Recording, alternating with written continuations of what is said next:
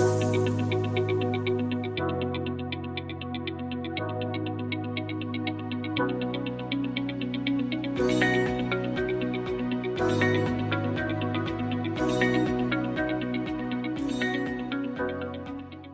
in to the real you. We have so much to learn about creation. The whole planet is incredible beyond words.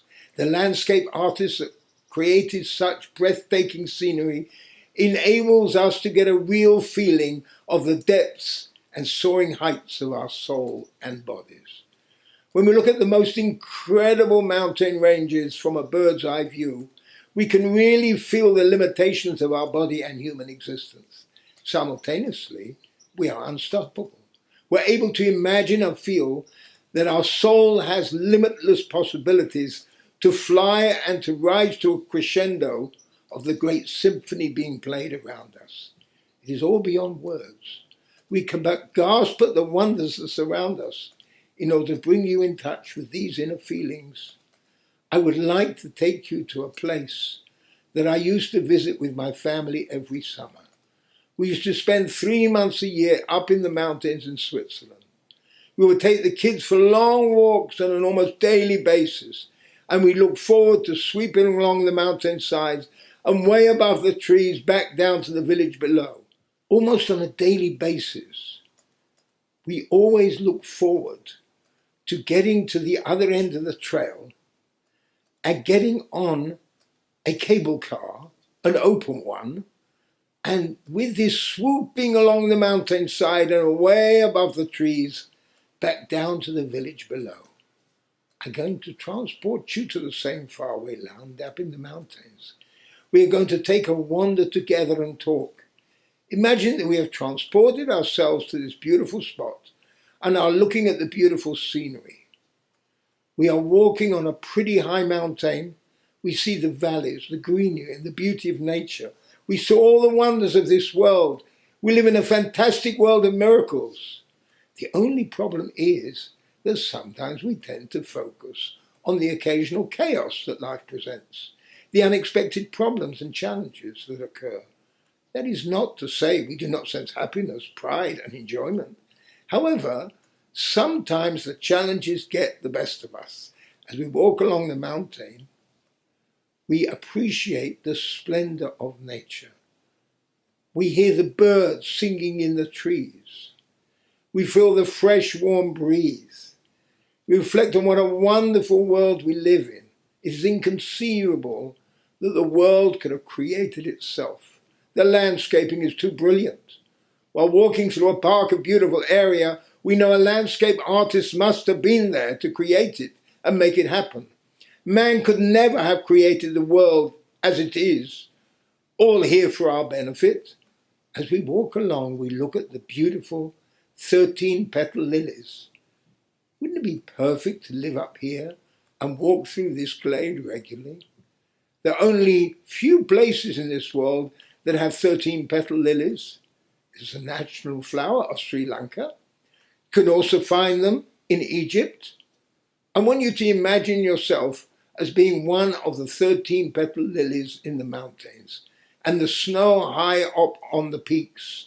After all, we are like holograms in this world. We are partners in this world. We are made in the image of that one who is the master of all landscape artists. Therefore, we have to understand that we are one with everything. It is so beautiful to think this way. Very soon, I'll be taking you through the wonderful exercise you'd ever had in your life. I do not like to call it meditation due to the connotation of the word. Meditation means you empty your mind and feel relaxed. However, when you come back to reality, you return to the same problems, the same challenges, and problems in your life are still there. This exercise is offered, though it is a way of changing everything for you. I call it reflection, connection, mind direction exercise. But we will discuss it. I will carry on walking through the glade. I want you to picture the real you and I as souls.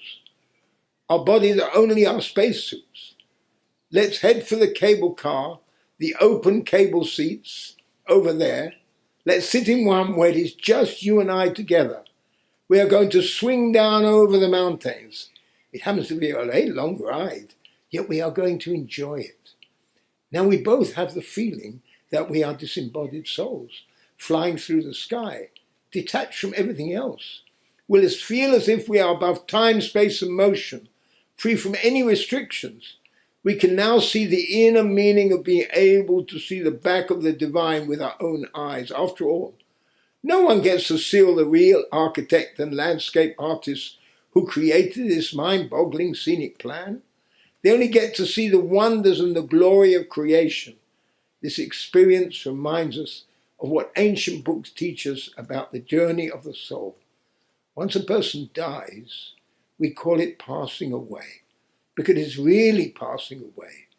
It is just the body that dies. But the real personality hidden in the soul passes away. It passes away to a completely different dimension of existence, into the depths of the universe. Many times in our sleep, we dream of flying to far-off places, hovering just above the ground and moving at high speed, just floating over land with no restrictions. In our dreams, we feel that we have a special capability to fly, and we see some of the other people around us flying or still. The truth is that the soul does not really want to break free. Having been attached to the body for such a long time, the soul mourns for the loss of the physical body. It does not want to leave the family and friends, environment and surroundings behind. At the same time, there is a feeling of incredible bliss, content, and glory. Imagine the ride on the cable seat, and you're sitting in an open car, and you feel what the soul feels. The soul flies above the trees, houses, and reality of existence for at least 30 days after the body dies, taking off and landing continuously. We are told that the soul actually flies back and forth between the grave and the family. The reason that it is not ready for the big journey far away, up with the source of all souls, way above the 7 heavens in another dimension. Why did I start with this wonderful imagery? I feel that it's important to get a feeling of comfort when dealing with pain, tragedy, and the loss of loved ones. Now we can deal with the question of life and death, a subject that no one wishes to discuss. We are all told by the sages that the power to forget the end or the beginning is a blessing. At times, however, it is important to remember that anyone can go at any time when the call comes. You can't take the phone off the hook. You must answer and move on immediately. This awareness is also important to teach us not to delay and leave things for later. After all, there might never be a later. It also helps us to put our minds and lives into perspective. That is what I am doing, and it's important. Should I be doing something else with my time? What am I building? And why? Are anger and strife really necessary?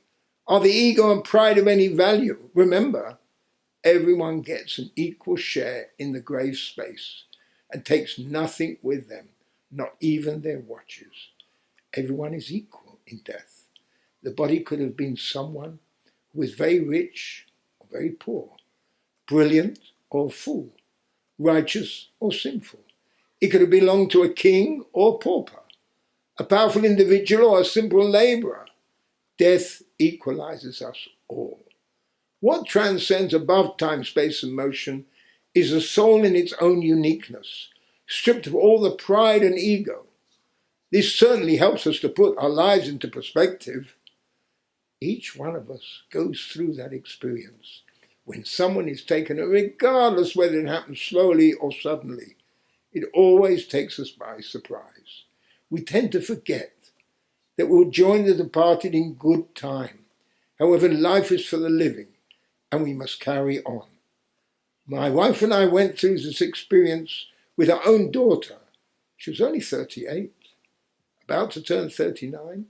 She left us at a very young age. She was a positive thinker and never complained about her illness. Not once did I hear her complain.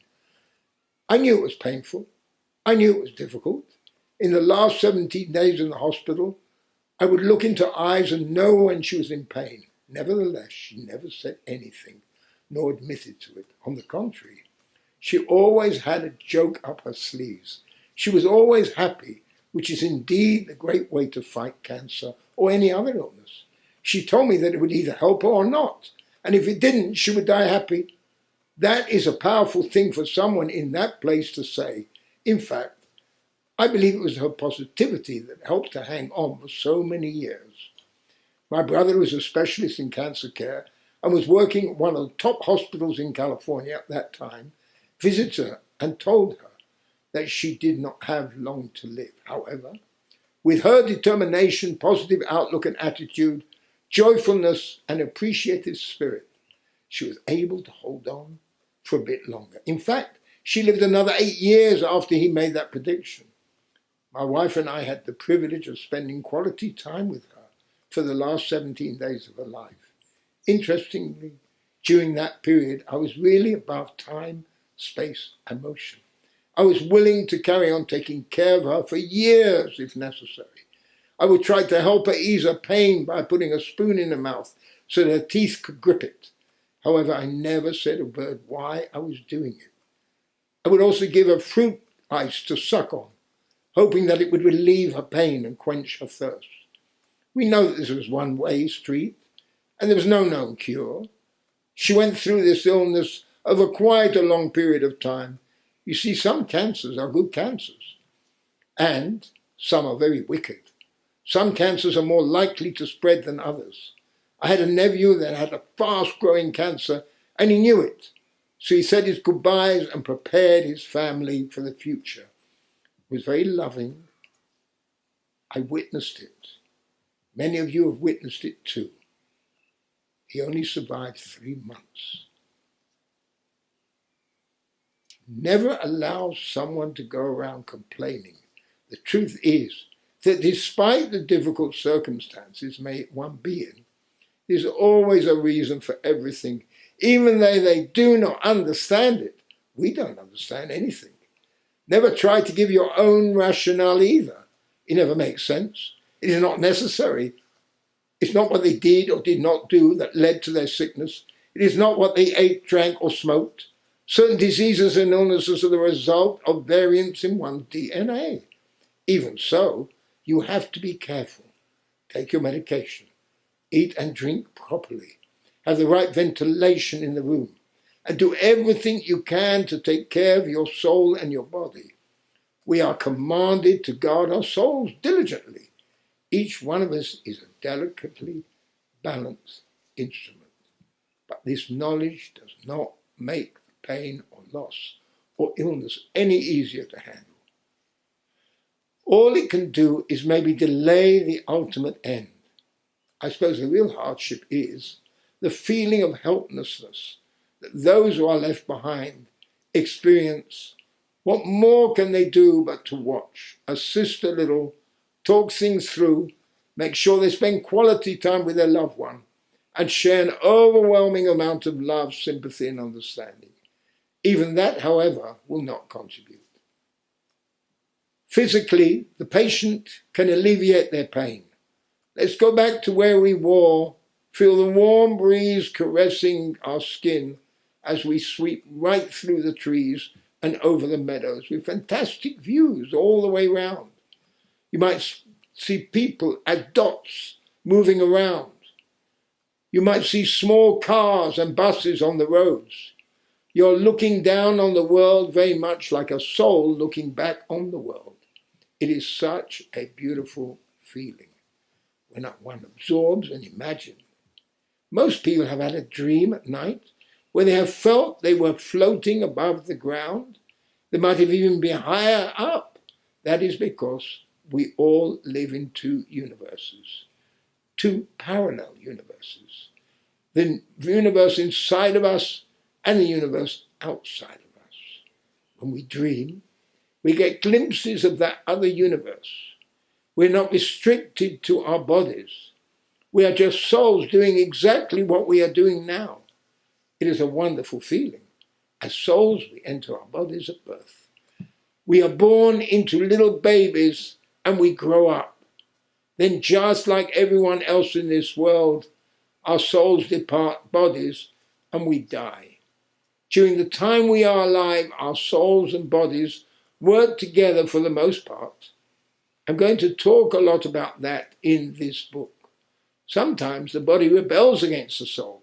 The body starts deteriorating and giving trouble or is attacked by some illness. If we always bear in mind that we have a soul, and the soul is the real us inside our body, we will have an advantage as we move on with our lives. The advantage is that we all have memories. Remember the song, Thanks for the Memories? That is exactly what we have to be thankful now. No one can take them away from us. Back at home during the mourning period, following my daughter's death, I was sitting with all of my family, grandchildren, and the rest of the family, talking about the good things that their mother had left behind. As we were celebrating her life and trying to put the pieces back together, a message came into my head, a download. Listen, I said, I want you to imagine that 39 years ago, an angel came and spoke to your grandmother and grandfather. He said, I'm going to give you a beautiful girl. Now, you've all seen photographs of your mother at all different ages. She was beautiful and lots of fun. She was always good, and we never had any problems with her. She was always positive with a smile on her face. She was always helping everyone in the family and friends. Everywhere, that is how she went through life, and that is how all of us remember her. The angel carried on, I'm only going to give you this gift for 39 years. You want to take it, or do you want to leave it? It was our decision to make, of course. Of course we wanted to take her. Now, if the angel had come to each one of you when you were born, or when you were very young, and said, you'll have your mother for 8 years, you will have your mother for 17 years, and you over there will have your mother for 19 years. I don't want to hear a word of complaint when I have to take her back. She is my gift to you with a limited guarantee. Would you like the gift? Would you like to enjoy it? What would you have responded?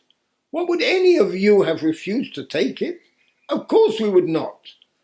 We all would have been taking the gift just as we, your grandparents, did. That is what you have to remember each and every day of your life. You should appreciate whatever gift you have, no matter how limited the time you have. Each one of us has accepted limited time gifts in being born and coming into this world. Challenges, joys, and disappointments are all an inevitable part of life. Life is for the living. We must choose life whilst we can. We must do this on an hour-to-hour and day-to-day basis. Each one of us must meditate on the thought. Ask yourself, why am I having a fight or getting angry? Why am I hurting my loved one? Maybe by tomorrow morning I will not have a chance to put it right, or they might not have a chance to put it right with me. So why do it? We should remember that everything we do will turn into memories. One day it will become our story, through which other people will remember us. How many people have heart attack and die from shouting and screaming? Something they cannot control. I know from personal experience that is very, very difficult. But you have to have restrictions. And you have to restrict. This is how you want people to remember you, as an old, complaining and dissatisfied person. I remember meeting an old woman in a retirement home. She was sitting in a wheelchair, and I heard her turn around to say to her helper, "Don't look at me as this old, decrepit woman that you have to clean up and feed all the time. Look at the young girl inside of me, who used to play in the playground, play with a ball, dress beautiful dresses.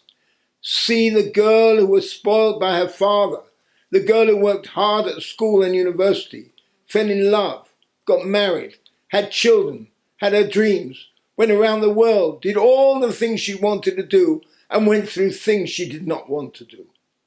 Yet, look at me as that person. who lived all of that, not the person you see in front of you now, all alone and lonely.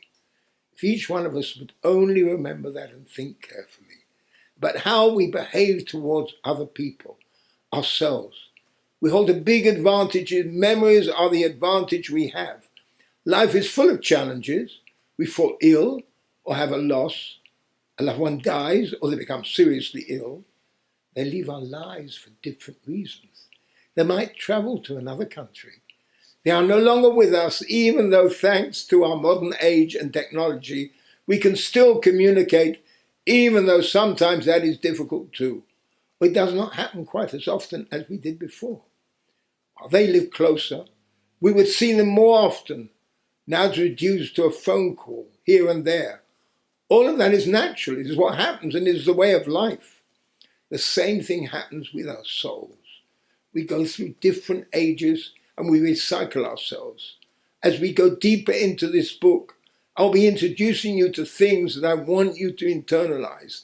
As you do, you will learn how to handle the challenges that you face in life. Just like me and the people close to me have. Before we come back from this dream that is in the divine mode to reality and the default mode, where normal life happens, I would like to tell you something you will find that this book is a family book at the end of the day. Everyone is unexpectedly hit by something in their lives. It is not just the universe that experienced the Big Bang. We all get Big Bangs in our lives, and many of us having experience all the time. Many of us have picked up this book or are watching this video because something has already happened. If you take the process of aging, it not only happens to us, but to the people around us. Likewise, this book will help you handle yourselves as well as others. When someone in the family gets a very serious illness, or when we get sick, how do we handle it? We are not the only ones who exist in this world. It is everyone around us too. That is why I've put this book together. It's a family book, which everyone should read. It will help you handle all of the challenges, stresses, and tribulations you may face in your lives. I want you to remember that we are talking about our souls. And flying in a parallel universe, always remember that everyone has a soul. It does not matter what color, race, religion, or origin. It does not matter how rich or poor, clever or not so clever. We all have souls. Therefore, we need to talk to people's souls. With that, let's move on to the next chapter.